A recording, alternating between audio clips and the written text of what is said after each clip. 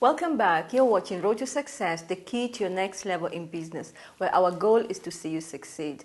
This week, our expert is Charles Mukangi of Melky Solutions. Karibu sana. Asante. Topic of discussion is competitive edge. What should I do to set myself apart from my competition? Because we're always told you must be better than your competition, but then how do I do it? Any true businessman or entrepreneur would never be tired of listening or hearing about it, primarily because that's the reason why we open up our businesses every single day. However, I also must be careful here to also not deal with too many myths of success again. I mean... Because it is part of success. Yes, because it's part of the edges. And so that we can also be careful and not make people anxious. I mean, there are very many myths about success. You know, you have to wake up very early in the morning and sleep very late if you're an entrepreneur.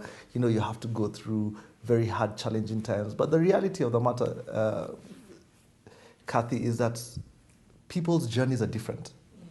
So I guess also from that principle of people's journeys being different is what we can actually look at this competitive edge. I mean, there's some people who go through a very rough patch and do almost 15, 20 years before they actually break through. There are other people who seemingly are one-night wonders. For whatever reason, but they seem to have just broken through.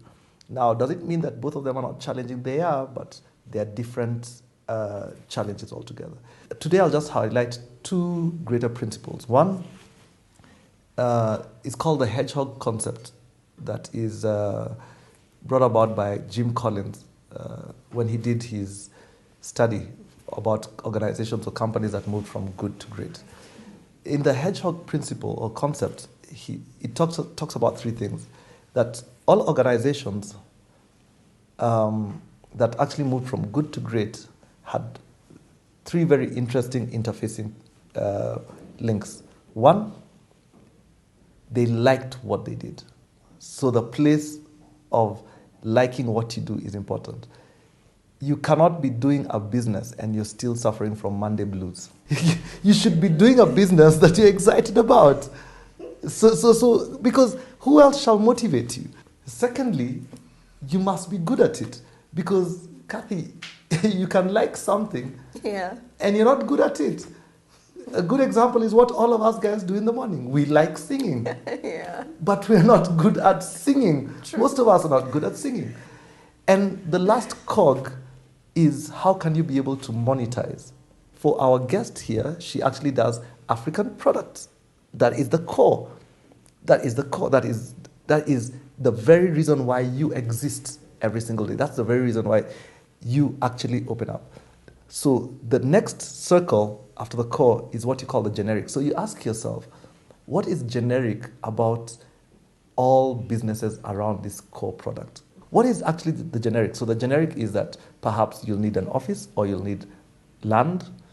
So let's take, for example, our dear sister here.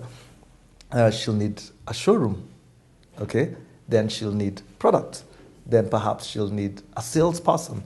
She'll need papers, she'll need pens, she'll need all the kind of infrastructure that is actually the basic. The one that when she opens her doors every single day, people can actually say she has a shop.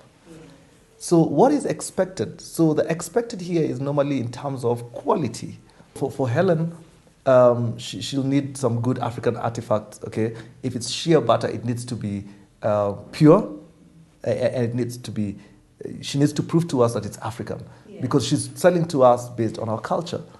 Any businessman should actually understand psychology, basic psychology, people's personalities. How can I be able to read Kathy's personality from the time when she walks in? There are ways, and there are ways from the handshake to the way people ask questions, to the way they talk, to the way they carry themselves. There's a way you can actually know that this person is of this personality. There are people who don't care for smiles. They just come direct. This is what I want. So if you're busy there smiling, they look at you and they wonder like, what's wrong with you? I just want what I want. And other people care for smiles. So you need to be that fluid. So your level of service should actually go that far. Another thing that could actually be is study the environment where you are. So the same product that you're going to sell, say for example in Nairobi, might not be packaged in the same way in Kiambu or in the rural areas. Why? Because that community is different. There's some things that are acceptable in one area and taboo in the other. Because there's some artifacts really that are not very attractive, but to somebody, they'll be thinking, this I need in my house. So the place of actually understanding the sociology of your community is very important. There are places where people even name children after seasons. Then the last is what you call potential. So potential here is where you're coming up with a product line or a service line that can be able to be implemented in the next 6 months. Because you see, what you always want to do is you always want to be ahead of your customer. And so what I'm just trying to say is this.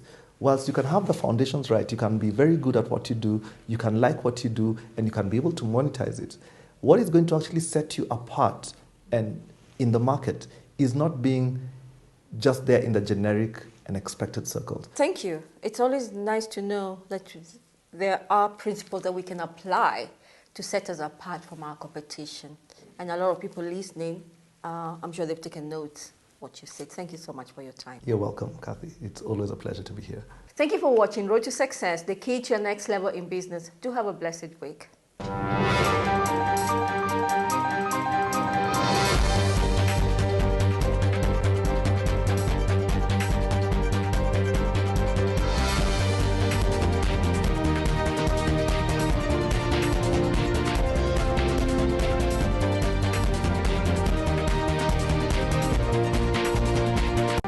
Road to Success is brought to you by Equity Bank. Equity Bank, you are listening, caring partner.